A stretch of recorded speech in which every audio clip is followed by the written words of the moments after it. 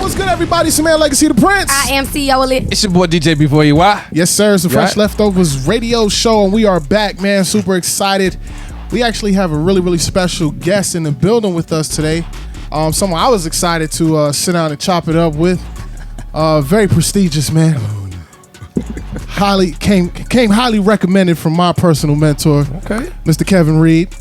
And I'm super excited to have you here today, sir. We got E. Walter Smith in the building. Y'all give it up, give it up, give it up, give it up. Hey, so glad to be here. Yes, sir. How you doing today, man? Hey, I'm doing pretty well, man. That's good. Doing that's pretty good. well. It's the holiday season. I'm trying to stay festive. I feel you. I feel you. That's a good word. So we a little, as you can see the vibe, we fun. Absolutely. We fun. We have fun. Absolutely. We enjoy it. I'm glad I brushed my teeth. No. Because look, we was going to jump. That's what I'm saying. Hey, y'all see that man teeth. I'm like, And we shooting in HD too, so just it's 4K. Definitely got picked up. They gonna see it. Got it. Yeah. Worldwide. Yeah. Without doubt. Worldwide, man. Glad to have you here today, sir. Yeah. How's your day been? How's the holiday season treating? I'll tell you what. God is good. Amen. Okay. That sums it up. God is good. God is good. And it's been one of those seasons where, as a kid, you've heard about these kind of seasons. And as you keep having birthdays, it's like, oh, this is what they were talking about. So I'm just glad to be a part of this tonight. Good. I really am. Great. I really am. I know, starting with that cut you hit with earlier. Oh, yeah. I mean, that just kind of like really, set the stage for me. So. What cut was that? What you hit, DJ? I don't know if I can pull it on What you hit, DJ? I don't know if I can play it on here. Maybe you just play the beat. You know what I'm saying? Just drop the beat real quick. Right. Don't stop. Pump that No. And then we just cut it. We just cut it out. It was like, man. I thought you were going to get up and do something. He might. Take my coat off real quick. Show you how we do it. Gotta loosen that tie. Yes, sir, man. Super excited, man. Super excited. So your resume, even outside of just, the music, right, in particular song, your resume is extremely long. We're going to try to dive into it as much as possible tonight. Okay. You know what I mean? So who is E. Walter Smith? Let's start there. All right. E. Walter Smith, singer-songwriter, born in Cleveland, Ohio. Cleveland. Moved down here after graduating from University of Akron back in the, because that was about 1985. And got down here, started ultimately with New York Life and singing. And, between the two, I established EWS Financial Group, where we do insurance, wealth building, and legacy planning. And, singing everything from Kiss to Cameo, Barry White to Engelbert Humperdinck. Oh. And that's the, that's the long and short of it. I can, obviously go deeper into it, if you want, but that's, kind of like what it is. And so, with that kind of song list, I find myself in all kinds of different, environments and venues because, I get it, I sing it, and I can kind of relate to, if you're, 85, 90 years old, I got 16 songs by Nat King Cole I can do for you. Oh, really? Yeah. And if, if you're a suburban, album rock kind of person, we can do Journey, we can do Jay Giles, we can do Styx, we can do, Steely Dan or whatever the case may be. So, it kind of keeps things interesting all the time. And then, of course, with the financial group, I mean, that's, Oh, we're going to dive into that. Yeah, we're going to dive into that. I was like, look, no. Definitely going to dive into that. So, yeah, So what sparked the inspiration to get into music? Like, did you, grow up around it? Was your parents in music? Like, you... So, short answer is, yeah. My father was very, very into music as a result of his father, who was a tap dancer back in Cleveland. And every time one of the major artists would come to Cleveland, anybody, Duke Ellington, Papa Hines, any of those kind of artists, my grandfather would open for them, tap dancing. And so, of course, along the way, obviously he'd bring some of the artists to the house or bring my dad to the club, and he'd meet a lot of the artists.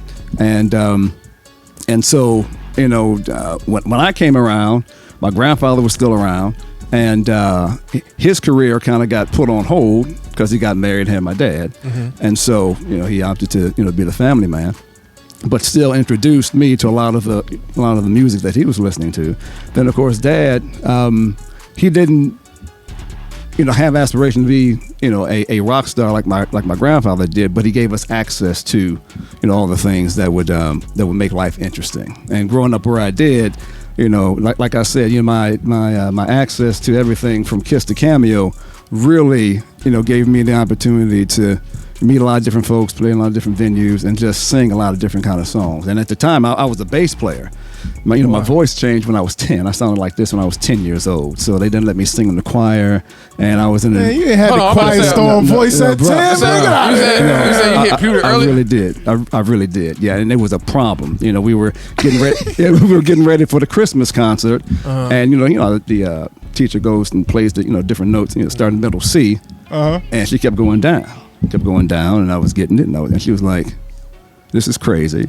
Tell you what." You don't sing. You just mouth the words because my voice was, louder than all the other kids. Yeah. And at the time, I was big into sports anyway, so it wasn't a big thing for me.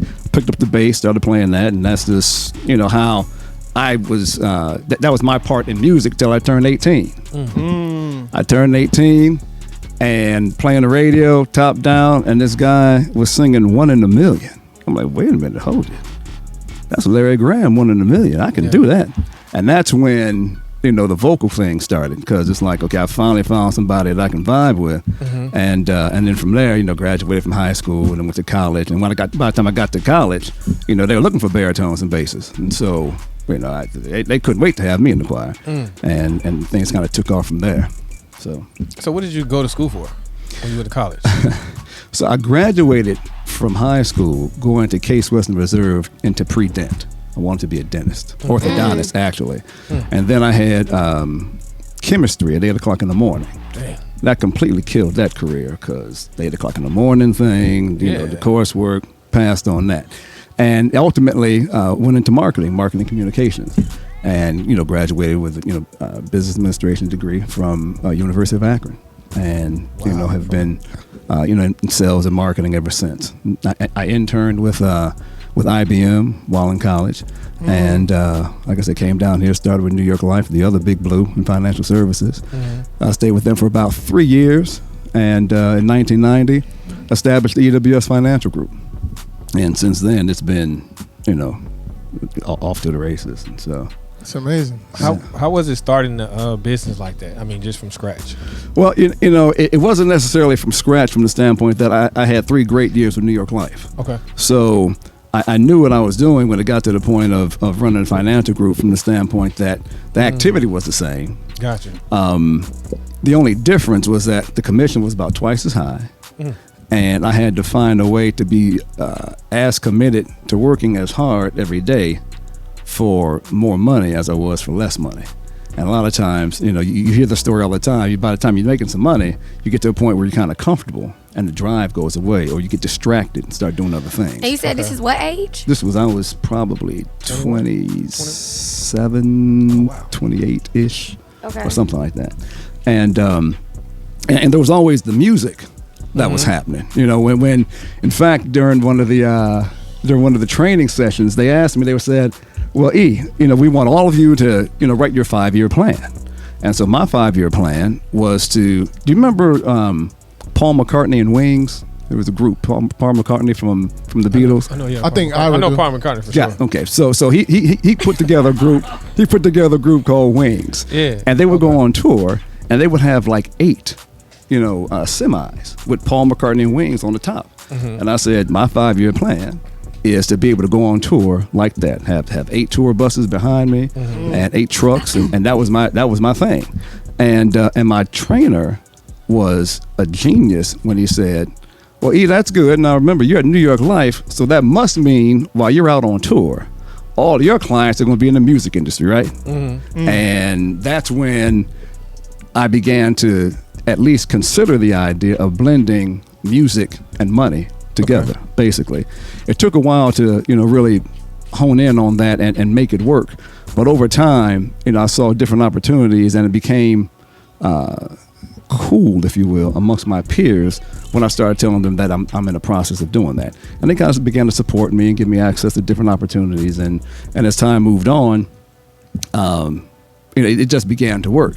And also as other artists started to do the same kind of thing, just became a lot more entrepreneurial. It was easier to kind of tell that story. Gotcha. And so as I kept telling the story, I kept singing the songs, kept writing the music, I began to opt for stuff that was ultimately timeless. Because, at the end of the day, if you write a song that will always fit, Right. then regardless of trends, genre, or whatever it is, if it's covering an emotion or an event that's going to always be there, sooner or later you're going to find your space. And that's what's been happening now. So is that what led you to do the Little Girl song? How did you get into that particular realm with that? Gotcha. So how did that come about? Great question. All right. So on my sister's wedding night, they're off on the honeymoon, and my brother, mom, and dad were all sitting in the living room, just kind of talking about the day, talking about Beverly. Had gotten married, and she was like 12 years younger than me, 10 years younger than Steve, and she was obviously daddy's little girl. And so the room got kind of quiet, and dad just kind of started rocking in his chair. And so mom goes, so go ahead, Walt, tell him what's on your mind. And he said, well, when your sister was born, I prayed that I would live long enough to be able to dance with her on her wedding day. Wow. And he had just done that. And, when she was born, I was about 12 years old, and I wanted to, really be a part of her life. So I took a course by Red Cross, a babysitting course, so I could just do my part in helping to raise her. And so, she and I are very, very close.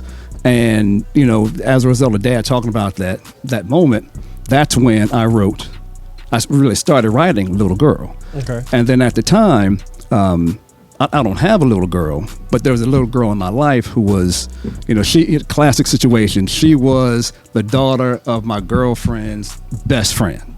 So when I first met her, she was coming down the stairs with her brother, dancing to that song you opened with. Oh, wow. All right. So yeah. That's So crazy. funny. Exactly. And so the combination of the story of my father and sister's relationship and me and Tom's relationship, really went into writing that song. So just kind of, and I'm glad you asked me this, kind of fast forward to today, and then why today is so. I was saying that's just a very special song. So today, I'm here with you guys. Right. And when you gave me the options of the dates, I chose this date because today is Tom's birthday. Oh wow. Oh, So wow. so I'm like, well, that's cool. I'll do this show in this market, celebrating this song, and it's on her birthday. Wow. And so I called her today and I said, hey, princess, I've been singing happy birthday to you for the past 25 years or so. And so I went ahead and sang the song. And, she said, thanks a lot. She's with a girlfriend. She says, we're here in Hawaii. Wow. I said, wow, okay. Make sure you go to the international marketplace. Make sure you go to Dole Pineapple Farm, because that's where they make the pineapples, and there's nothing like eating pineapples off of Dole Pineapple Farm. And more importantly, I want you to know that this is a special day because my dad died 2 hours ago. And she kind of paused, and I said, during his time when he had to find like his happy place, sometimes you're in a situation and you got to find a happy place to be able to deal. His happy place was Diamond Head volcano in Hawaii. Wow. Wow. So I was like, make sure you go to Diamond Head and tell Dad hello. So that was your That father was- passed today? That was today. Yeah. Oh, my condolences. 11 o'clock. Yeah. So this whole thing, when you ask about the holiday season, I said, Yeah. God is good, and it just, it's one of those days where, there could be no other day for me to be here than today, because the story is so specific to the people involved in this today. My sister was there with Dad, in California, and it's just a real special day for me, and I'm so glad that Kevin introduced me to you Yes, sir. and allowed this to happen. Because God is the master puppeteer, and He orchestrates things in ways that we have no idea. Yeah. Good. So that's kind of like what inspired the song. That's what continues to inspire the song, because now it's a legacy thing. And like I said, the father-daughter dance, is something that happens when a father, holds his newborn for the first time. Amen. When she has her first communion, when she gets baptized, confirmation, sweet 16, high school graduation, wedding, baby I love you, daddy daughter day, whatever it is. And so, to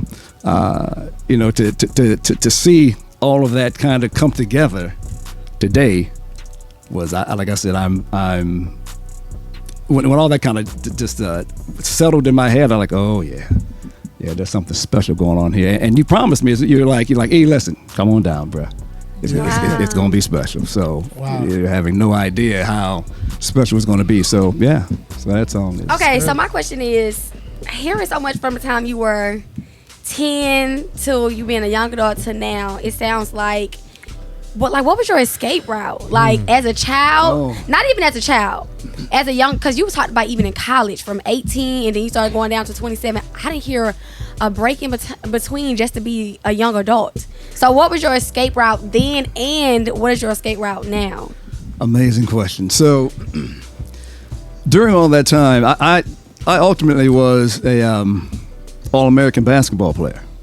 I was an amazing basketball player, and traveled all over the city and all over the country, really hooping. And so that was my escape. That was my life. That was my dream. That was my goal. And after 8th grade, I entered into a school called St. Ignatius. It was an all-boy Catholic school, and I had plenty of options. But at the time, that was what I thought to be the best option. And went there. The first year was amazing. We won. It was an amazing year. But the second year, remember, this is in the late 70s. So, they had just started integrating schools. Roots had just come out. I mean, a lot of things were going on like that. So not everybody was ready for somebody like me to walk into their school. And what ultimately happened was the coach showed me a letter from the alumni saying that they didn't appreciate me bringing in some other 6'8" athletes that weren't Catholic. I'm Catholic, but they weren't Catholic. Alumni didn't approve of it and what have you. So came back to, I'm from Shaker Heights specifically. Came back to Shaker, graduated from there. But while there, that's when I, really began to do a lot with music. And I was in a band called Attic. And so, we did, like I said, a lot of we were a rock and roll band, basically. Okay, yeah. So we did a lot of rock and roll. And between that and also, like I said, my grandfather was a dancer, tap dancer. Oh, yeah. And I couldn't compete with that. But all the other dances, from ballet to jazz to, street dance, I did all of that and ended up joining the, like I said, I went to all boys school. So when I came back to Shaker, somebody said, you need to come to dance class. So I walked into dance class, and it was tights and toes. I'm like, sign me up. Oh, my God. Not you a toe man. Yeah. Ira, you need to stop. Man said, I know exactly where I need to be. Right. That's right. So that's what I would do, so... Yeah, all I thought about was that episode of Fresh Prince when Aunt Viv was in the ballet class going ham. That's all I thought about. That's crazy. Sis, what's up? So, you grew up in a church? Short answer is every Sunday I went to Mass. And in order to be able to play basketball, I had to go to Sunday school. So the short answer is yes. Okay. The long answer is I'm Catholic. And we were one of four black families in this church. So it wasn't about joining the choir. It wasn't about, really being able to have the kind of growing up in the church experience that a lot of vocalists have. Okay. I didn't have a choir experience till I got to Akron U when I joined the Akron U choir, right, which was a multi-denominational choir, and you name it, it was up in there.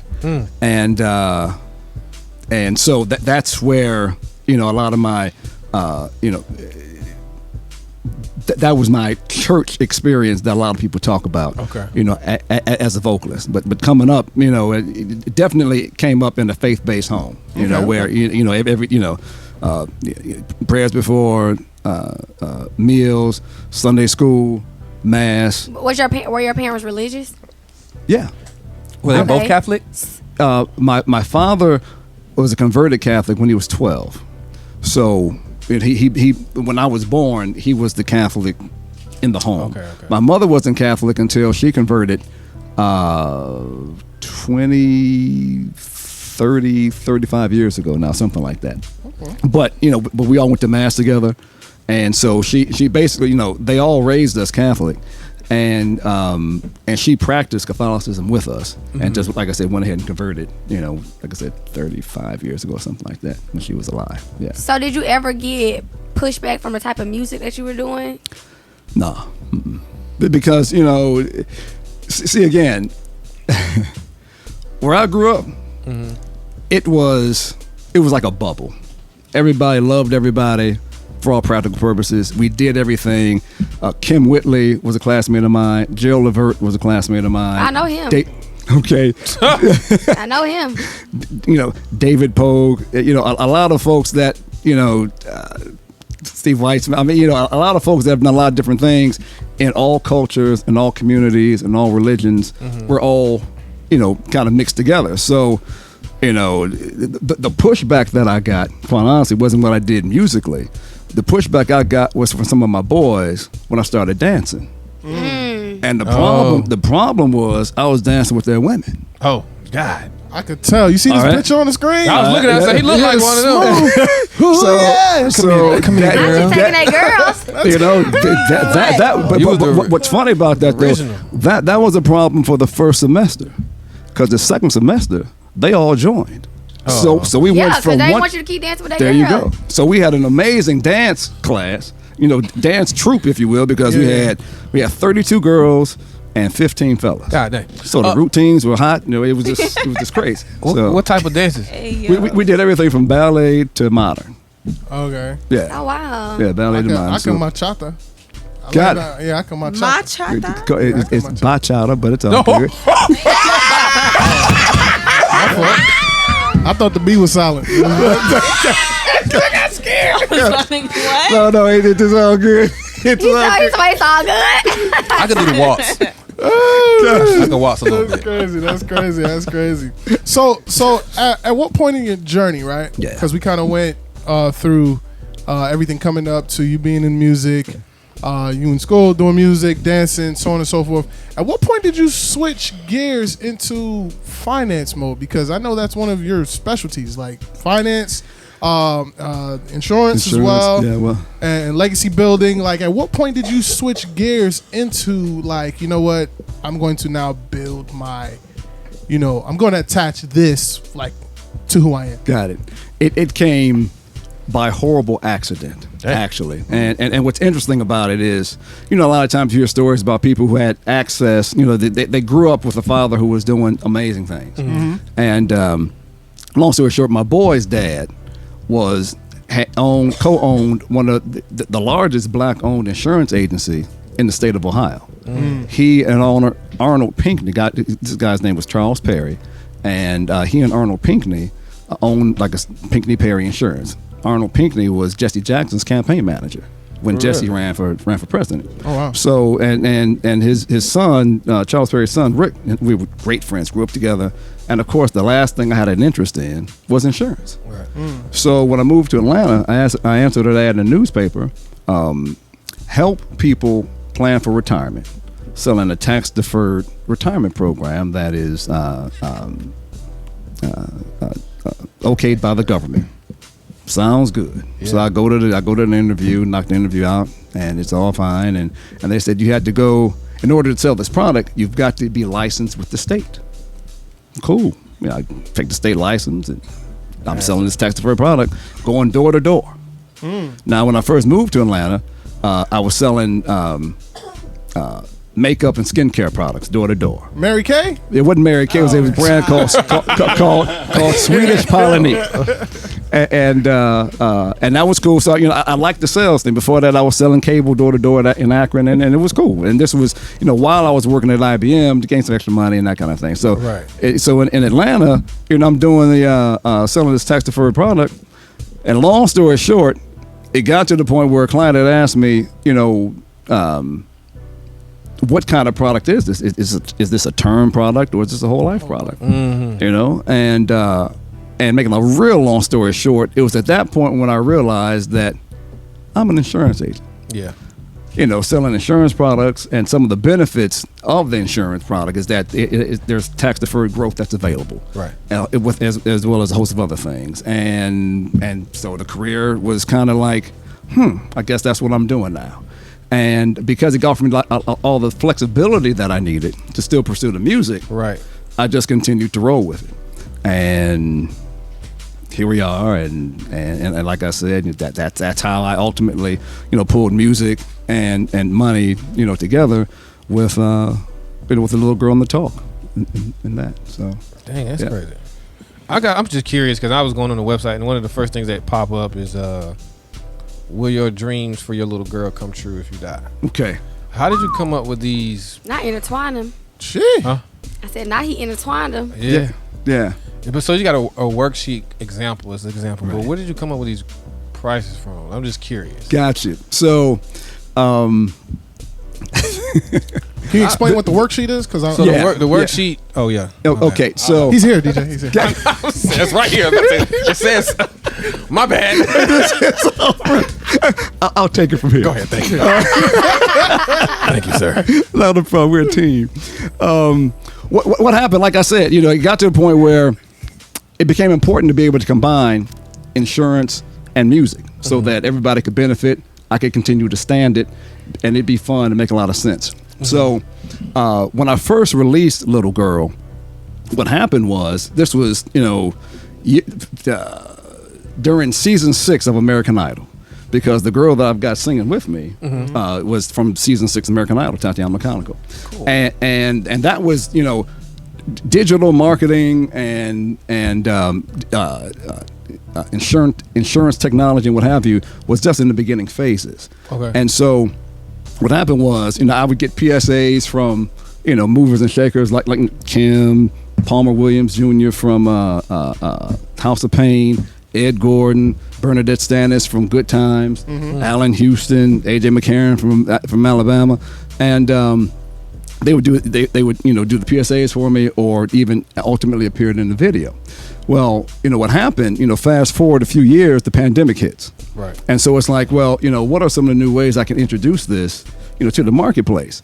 And so I'm like, well, I can come up with a program where E. Walter Smith's Little Girl, Daddy-Daughter Days presents The Talk. Not about the birds and the bees, though. About insurance, wealth building, and legacy planning. And so from that, I'm like, okay, so what's an easy way for me to get on a radio show and talk about this program? Develop a URL on the site, daddydaughteriinsurance.com. So you go to daddydaughteriinsurance.com, and what comes up? That site. So that site is now up, and you see that worksheet. Yeah. And so then the question is, well, what is it that you can do to really capture somebody's attention? And what you see is what I came up with. And I specifically used If You Die because a big problem in our community is this whole GoFundMe page thing. Talk to us. You see what I'm saying? Talk to us. That is a big problem in our community. And it's a problem for a number of reasons, but primarily because we don't think we're going to die. We think we're going to live forever. And it's almost the role of the church, many of us think, to pay for our funeral. But the churches are pushing back on that. Wow. The funeral homes are thinking that the community thinks that they're nonprofits, so they're pushing back on that. And so, because I know better, and because I've got a solution to that problem, I said the first thing I got to do is make sure folks know they gonna die. Oh, wow. So as opposed to saying, what happens if you don't come home tomorrow? What happens if you don't wake up in the morning? What happens if something just didn't go right? I'm splitting you in the head, getting right down to that white meat, and saying, what happens if you die? I got a lot of pushback on that. Well, E, that's kind of harsh. That's kind of harsh. That's not marketing, sensitive. That's reality. But I said, well, listen, the beauty of this whole thing is that, hey, this is my campaign. How about that? Ooh, right. Not yours, but mine. This is my campaign, and we're going to do this like this. And with either scenario, some will, some won't. Exactly. So what? Exactly. So it's all a numbers game anyway. And I knew deep down inside it that if I put this together right and made it very easy for somebody to remember, okay, daddy daughter insurance, daddydaughter.insurance.com, I can do that. That they would at least possibly click on that link, So they click on a link, and then that page comes up. And where I got those figures, those are just what the figures are. No, that's those are average figures. Okay. And first car kind of low, but I was looking at that. The first car I need to come up a little bit. and again, it all depends on who the daddy is. That's true. And who the daughter is for that matter, because what happens a lot of times is, not to get too deep, but a lot of times what happens is that savvy dads recognize the fact that they got to hold their kids accountable. So sometimes there are you don't want to get your daughter the best car, because then she'll get bougie. Yeah, possibly, or even worse, fellas that think they gonna just roll on her. So you get her something that'll get her from A to B. I wouldn't even get her no car. Or that. Who daughter? My princess gotta have some wheels. I got my own car. Gotcha. So I don't agree. So that's how those numbers came up, and I kind of did it in a way where, you click on daddydaughter.insurance.com, you go to the page, and you notice it's not one of those kind of forms that you can fill in and you'll get an actual total. I purposely made it like a PDF or a web page so that you would have to at least take the time and grab your own calculator and add up the numbers. Like right now. I just knew it. And add up the figures, and then that one section called the daddy daughter dream. How much is it? About $202,400. I messed up, but no, $202,000. Dang. That's crazy. And that's a figure that I didn't make up on one daughter. Sheesh. That's the figure I didn't make up. But you want some more, right? You know what's. I'm sorry. Go ahead. I'm sorry. But what's funny about that is you're shaking your head at numbers that you plugged in yourself. Right. So now you have complete control as to whether or not you want to raise those numbers, you want to lower those numbers, whatever you want to do. Yeah, prom ain't about to cost me $3,000. Gotcha. But Prom now them costs a lot, dresses, though. bro. Who's You gonna make it yourself? Costs a lot. She gonna call He gonna TT go to Lee Amazon. My prom dress even costs a lot. You said what? My prom dress costs a lot. Dang. It was more than 25. Not the dress. You gotta pay dues to even go to prom. Then you gotta pay for the dress, hair, nails, shoes, I ain't makeup. Prom, so I'm sorry. Yeah, she just read out the whole form. That's right. You gotta pay for everything. Shoes, hair, makeup, pictures, tickets, dinner, after party. For sure. She's keeping it real. And the beauty of this whole form is at the bottom of the form, you can click on that one link to actually see the little girl video, because essentially the little girl song is the theme song for this whole campaign, because it's something that can serve as the a way for the father-daughter to have another magical moment that's memorable. And so that like I said, that's kind of like how. Do you remember Ebony magazine? Yeah. Okay. Or Jet magazine? Yeah, I remember that too. The reason that worked is because John Johnson knew that you can't really get folks to just read. Right. But if you put a celebrity on the cover, if you have something special in Jet on page 26, then at least the fellas might pick it up. And then after they're looking at the pictures and read the articles, maybe they'll find out how to get a job, who's hiring, how to dress for success, who's running for office, what's going on politically in your community. And so my whole thing with this was like, sometimes it's tough to have a conversation about insurance. But if I put an amazing, I'll go ahead and say it, an amazing father-daughter song that can be used for Daddy-Daughter Day and many magical moments, maybe they'll listen to that and come back, and dad will come back to the forum and say, maybe I'll go ahead and do this. But I don't want to talk to an agent. I'm going to do it yourselfer. I'm my own man. I can do it myself. Well, that's fine, because that link up under it where I said, click here for a quote. You can do it on your own. You don't need me. And so you click on that link, and in 10 minutes, you can be insured. And depending on your health and your age, you can get $1 million in 10 minutes. While you're listening to this show, by the time the show is over, you can be insured. And now you got peace of mind, and now you've got a way to, share with your little girl how you're preparing for her in the event that you do die tonight. And then what happens from that, that's how the whole, the whole talk campaign got started, really, to be able to give fathers a way to, to have a way and a reason to have that conversation with their little girl. Because once, a big problem that also happens in our community is many of us have a lot of wealth hidden away in accounts, but we don't share it. That's so true. With one another. So, I die. You're my beneficiary. Now you got $1 million. You don't know how you got that $1 million other than daddy died. You don't know what I did to make that $1 million or to make that $1 million available. You just know now you got $1 million. And how long is it going to take you to spend $1 million if you have no clue as to what to do with it? She gonna buy the G-Wagon. There you go. Quick. There you go. Your friends. Cashmere, some sweaters. Right. Range Rover. Right. You know what I'm saying? You don't like that? Cadillac. Mercedes.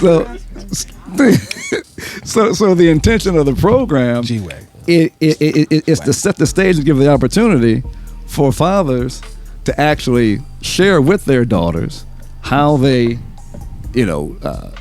what inspired them to do that, how they went about getting it done, why they did it, and why they need to do it for their family. Awesome. And so once you pour that kind of thing into your daughter for the promotion, but into your family, suddenly the conversations that girls have with their boyfriends is a little bit different. It goes beyond, I like your Jordans. It goes beyond, I like that jewelry. It's like, so what's your financial plan? Do you have one? You don't? It's cool. Do you want to learn about one? Because maybe that's what we can do together. And so, what this campaign does is kind of, allows for fathers to be able to empower their daughters. And then at the same time, while pulling this together, I realized that there are a lot of, daughters that are my age, whose father never had that conversation with them. But as opposed to going to just talking about, insurance plans for prom and for first communions, what have you. Yeah. Now we're talking about final expenses and retirement planning and rolling over 401ks and all the other estate planning and leaving legacies and all these other kinds of things, where it's still a father-daughter conversation. It just happens a little bit later in life. Like my father and my sister, the conversations they had. Now, of course, it started younger. I found out today, as a matter of fact, when it was time for her to go to college, Dad told us, listen, I've got bonds in this account right here, and there's just enough here for you to go to a 4-year school, even with your scholarship, and that's it. I've shown you over the years how to manage money, what to do with it, right? And here's your chance. And that's the kind of thing that happens. And so with this campaign, that's that worksheet was the first thing that I did, to start this whole process. And it just kind of evolved from there.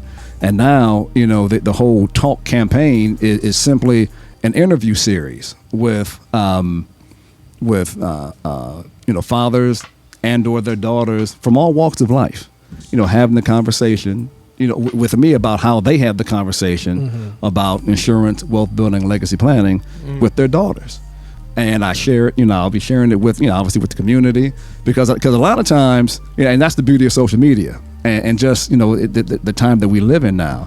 A lot of folks like to look in, see what everybody else is doing, start to follow them. And if it resonates, then you've done a good thing. Yeah. So understanding the marketplace, kind of like that, it's like, okay, we can kind of pull this together and everybody wins.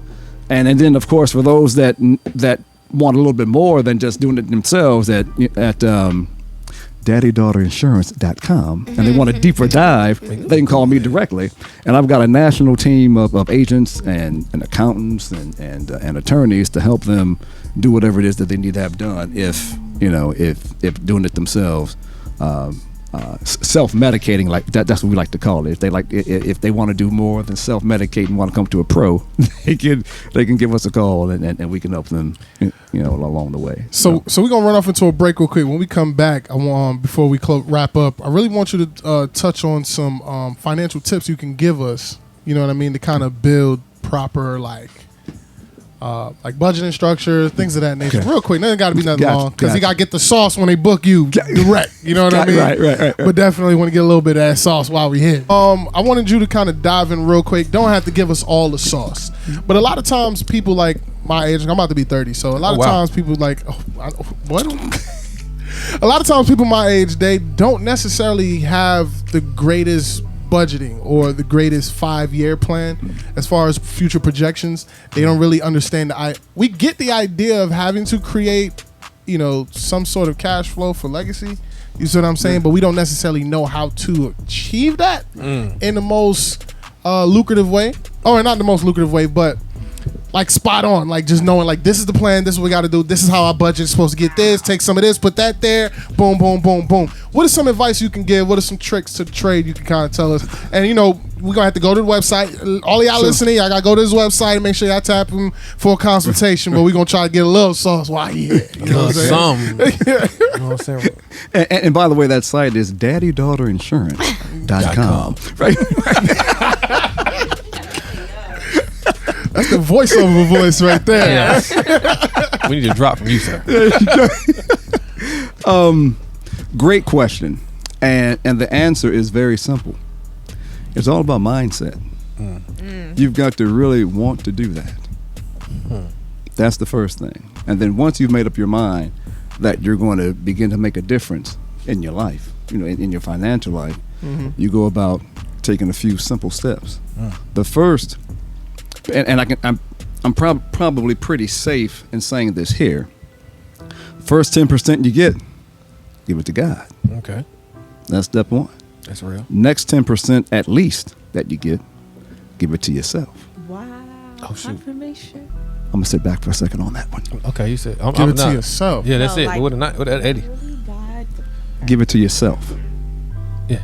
Now, once you've developed that good habit, determining where it goes is based on what your strategy is. It could go into a cookie jar if that's where it needs to start for you to get into that habit. Gotcha. And then once you have developed that habit, maybe it then goes into a savings account. Maybe then it goes into an investment account. Maybe then it goes into insurance policy. Maybe it goes into the development of your own business and you develop your own assets. But it's being committed to doing something on a regular basis to develop that habit so that regardless of whatever the market is doing, regardless of whatever the economy is doing, regardless of how you feel in the morning, regardless of anything that life brings your way, you are committed to making that happen. And those two things alone will make a world of difference in what your financial... Go ahead. So God first, yourself second. So from yourself, is like savings coming out of that? Is that going... Or is that just like, all right, this is what I can spend on me type situation? Well, I'm not saying put it up. Yeah. Oh, you mean like put it up like in a savings account? Right. Oh, okay. At least 10%. You give the first 10 to God, give the second 10 to yourself. And then pay the bills and all that other stuff from there. That And is then so No. good. With you pay the bills and everything else from that 80% that's left. Yeah. Yeah. Huh. That is so good. I ain't gonna lie, I do that with my business. You But do it's what? 20%. You do 80? And like I said, at least 10%. Okay. What you'll find is that many people that really understand this concept, they live on 30 to 50% of their income, and the rest goes into investments, wealth building, legacy, etc. And And that is the short and quick answer. And then, of course, after you have committed to that and want to get into, well, okay, I understand that the quickest way to build a legacy, to create a legacy, is to buy one. How do you buy one? It's the insurance policy. I was going to ask you that. Yeah. Do you think insurance policy is better to have than like put it in savings, because you really don't get that much of a return? It depends. What you'll find as we do a Q&A like this, 9 times out of 10, my immediate answer is going to be, it depends. Because everybody is different. If you are single, your scenario is completely different than if you got a kid. Your scenario is completely different if you are responsible for other dependents, and your income is the asset that they're more concerned about. So your ability to earn an income is your number one concern. What if you have a dog? A dog? You I'm sorry, you love it. Great answer. You love it. Wow. Great answer. Survey says. Wow. Ding, ding, ding, ding. Great answer. I'm sorry. I feel attacked. It's okay. You can't leave nothing for cash, man. She gonna be like, Yeah. that's great. But no, that is some great advice. Yeah. I definitely start 30 doing to that. 50%. You said people live off of 30 and 50%. Man, so we looked at each other like, well, we need all 100 of ours. That's what I was like, man. This, We need the whole thing. That means we need to add another screaming insult. Come, sis. Yeah. You So- know what happened? Go ahead. so do you think back to kind of piggybacking off of what DJ was saying, and we gonna wrap up. Getting a policy, would you suggest that to be more important than like real estate and all those other types of avenues for wealth generating type of situations? Because now that you was telling me, I was having this conversation with my wife today. I was like, I want us to start kind of getting into different streams of income, Gotcha. right? And my anxiety was kind of, and I haven't felt this way in a long time, and I really had to just stop for a moment and pray, like, nah, I don't want that on me, because I haven't had that in a minute. But I was just realizing, like, I'm really worried about I'm really focused on making sure that my family is okay when I'm gone. And I'm like, I think the first step for kind of relieving that might actually be a policy. Because it's like, if you get $1 million on you, if anything happens at any given time, I know y'all up on some bread you can kind of move and shake a little bit. Right. But if my income is gone, then it's gonna be extremely difficult. You know what I'm saying? Yeah. And that just hit me. I'm about to be 30, so everything kind of Right. like, Yep, absolutely. it was hitting like, oh, Absolutely. snap, like, man, I'm about to be 30. Yeah. Granted, I didn't waste my 20s. I did Right. it because I figured out what I want to do. That's how I ended up in the trucking world with Mr. Reed. Got it. Okay. You know what I'm saying? Got So it. I figured out what I want to do and which direction I want to go into. But I was really kind of like that. But now that I'm thinking, I was like, yo, I don't even got any life insurance. I might have to, you know what I'm saying? Yeah. And I never wanted to tie my life insurance in with a job, because you lose the job, then it's Right. just like poof. It's gone. You know what I'm saying? So it's just like, I mean, I don't necessarily think so. You should be able to call them and keep it going on your own. You should be able to do that. well, let's ask. Usually you can't. Yeah. Oh, you can't? Because in Keep insurance what that going? What y'all talking about? Your life insurance. Like if you have a life insurance through a company. yeah, if you've got a life insurance If you policy die? through your company, that's typically called an employee benefit. And if you are no longer an employee, Yeah, those that's benefits done. leave once you leave. You What leave you those can benefits transfer behind. over is your 401k. Yeah. I got a life not- insurance policy on everybody in my house. I got 2 on myself. Gotcha. Well, my wife got 2 on me. Let me say that. So And- hypothetically, right? Because we need some new gear. You gonna take me out of here? I'm joking. But to address what you said, kind of easy. How much is your peace of mind worth? Wow, I've heard that. Too much, bro. I ain't gonna lie. That's the answer to that question. How much is your peace of mind worth? And if it's worth $1 million, then you buy yourself $1 million. And where you get that, and $1 million are available in an insurance policy. Yeah. If your peace of mind is worth $2 million, if your peace of mind is worth $250,000, whatever it is, you can literally buy peace of mind if knowing that if you die tonight, that the family is going to be cool. Yeah. Then whatever that costs is worth it. Whatever it costs is worth it. And so I think you began to ask the question, like, what's a better, I'll say, vehicle for this conversation? Yes. Insurance or real estate or savings or whatever it is. What happens is we like to always start with a financial needs analysis or an insurance needs analysis, which allows us to get a real good snapshot of what you're trying to do, what you've been doing, and what you can do. And in looking at all of that, we put together a plan, and typically it can take as short as 10 minutes to do this. And once you look at the numbers, your life has changed, because now all these ideas and thoughts and concerns that you've had have been reduced to writing. And then it just becomes a matter of how to execute. Right. And that's always a budget thing. So you find your budget and we make it fit accordingly. But that's how you start that. And depending on what happens during that analysis, that then determines which is going to be best for you. Gotcha. And that's the whole thing. And like I said, I have these conversations all the time, and it might feel as if I'm ducking and dodging the question.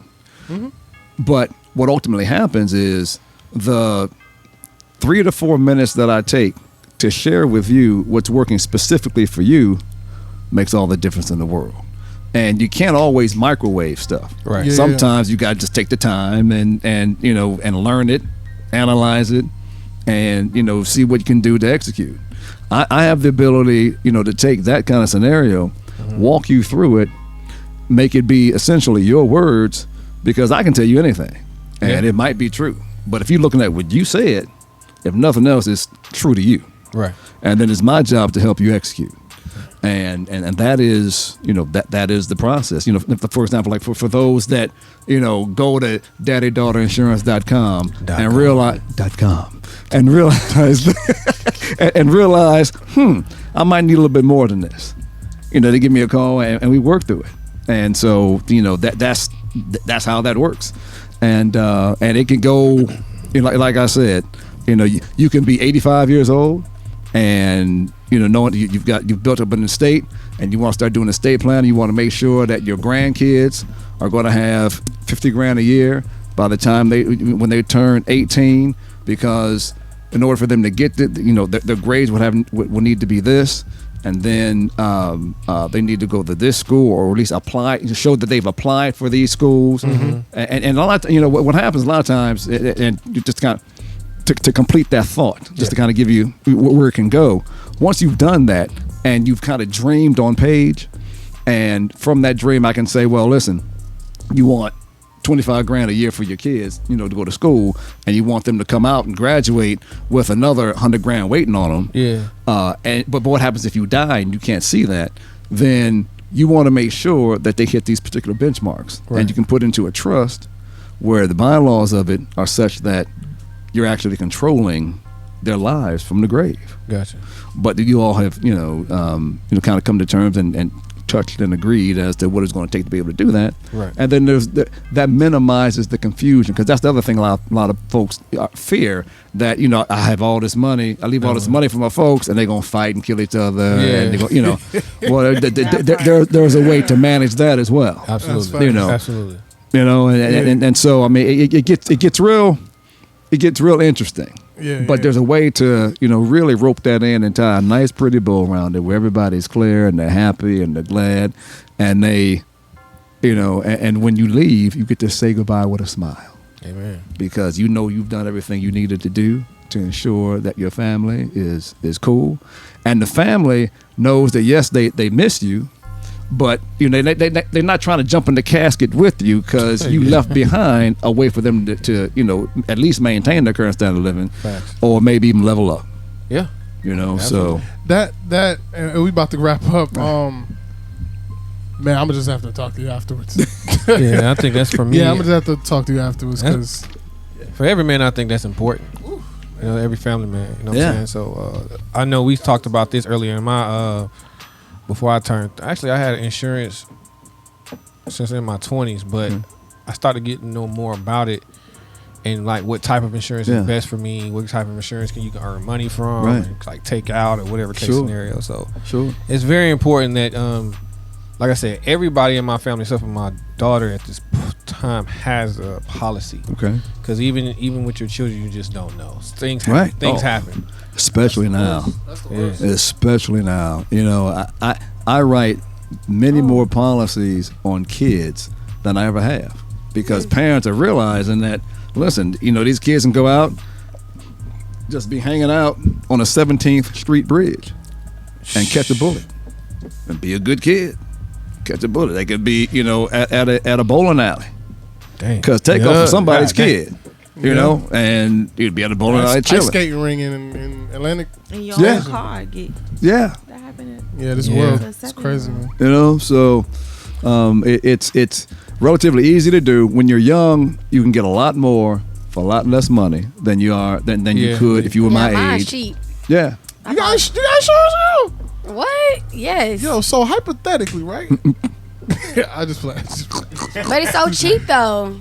I mean, it is for you at a young age. Yeah, yeah. And you can set it up where you get as much as you can now. Everybody got insurance but me? We gonna handle that though. Oh, I'm calling you. We gonna take care of Oh, it. we locked in. You can go to now. Daddy's daycare. I'm sorry, Mom. Daddy's daughter insurance.com. I was just joking. I had it up here the whole time, y'all. What is wrong? I had it right here, so that's how I was playing. He been waiting to drop that all night long. On that note, Mr. Daddy's daughter's insurance.com. What? Mr. E, man, let us know where we can follow you, find you, website, what's coming up next. Just take it away, man. Perfect. I don't want to hold you out no longer. Again, thank you so much for letting me be a part of this show. Like I said, you know, today was very, very special for a lot of different reasons, and I can't think of another place I'd want to be able to have this conversation on this day. Thank you so much for showing up, allowing me to be a part of this, because this is part really of my dad's legacy now. Wow. And so there's that. DaddyDaughterInsurance.com is where you all can go and at least do it yourself if that's something that you want to do. If you want to take a deeper dive, you know, my email address and phone number is on the bottom of that form. Feel free to give me a call, and we'll get with you. More importantly, this whole Daddy Daughter Days, the talk about insurance, wealth building, legacy planning, is something that is not a one-off. This is kind of like a movement at this point. The people that I'm going to be interviewing, you know, during the interview series are folks that are doing it. I mean, you know their names, you know what they've done, and it's a way for me to actually empower a community to really begin to really make a difference, and it's simple, and I'm just hoping that you know people that hear this will want to be a part of the movement, will want to this is an open offer for all agents in the nation that want to be a part of this. Just give me a call, because we've got a platform available to be able to accommodate you, so that as leads come in, if I can't handle them all, if you're an agent in Wisconsin, we got you. And that's very important. And then again, of course, the song helps to, like I say, really create yet another magical moment with a father and daughter. And oftentimes that's what's needed to begin the conversation. And during these interviews, these fathers and daughters will be talking about what inspired them, how they went about having the conversation, where they had the conversation, why they had the conversation, after they had the conversation, what happened next. A lot of this stuff, you have to go over it time and time again, so that it'll set in, because things change. What's hot right now and what your plans are right now, something might happen. You might win something and get an influx of money, and then suddenly I see that. I mean, so I receive that too. Amen. That's too late. I'm gonna just take 10% from y'all. and manage Take it. 2%, 10%, 10%. I don't see that part, but That's okay. the 10% he was talking about. You don't receive that I don't part. see that part. And I give mine to Jesus. but yeah, that's for the campaign. Then of course this ewaltersmith.com is where you can see all the music and the videos and just all the other campaigns that I'm doing. And then EWS Financial Group is the financial group.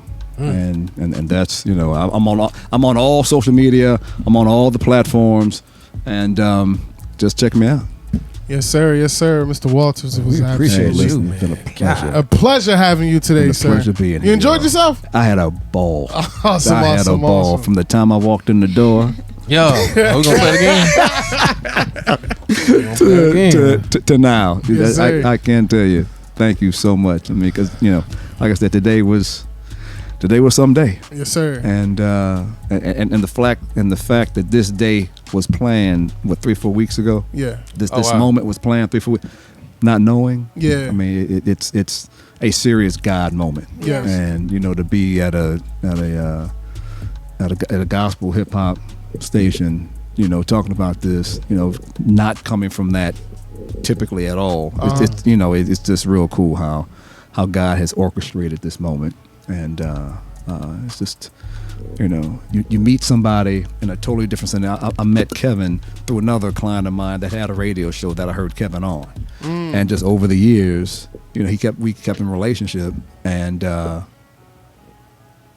I'm talking to you. Yeah. It's crazy. So I mean, it's wild. crazy when you look back and begin to connect the dots and just see how every moment is precious. Yeah. You might not know how, you might not know why, but every moment is precious. Yeah. And as you keep having birthdays and losing icons in your life, all that begins to really crystallize and begin to make a real big difference. And as you continue to use this platform and have access to people that are influencers all over, you'll see more and more how the work that you're doing here is just really, really making a difference. And again, I'm just happy to have been able to be here today. Awesome, awesome. Thank you for coming, Thank you man, so for much, real. everybody. Listen, Flow Mafia, y'all know what's popping, man. Y'all make sure y'all go online, tap in, and show E. Walter Smith some of that fresh leftovers love. You did. You feel me? All right. Yeah, So make come sure y'all get the music, tap in, check out the songs. Go fill out the worksheet. You know what I'm saying? I know. You know what I'm saying? Y'all gonna need something. You know what I mean? You gonna need something. I ain't even got nothing yet. I'll find out Aaliyah and DJ way ahead.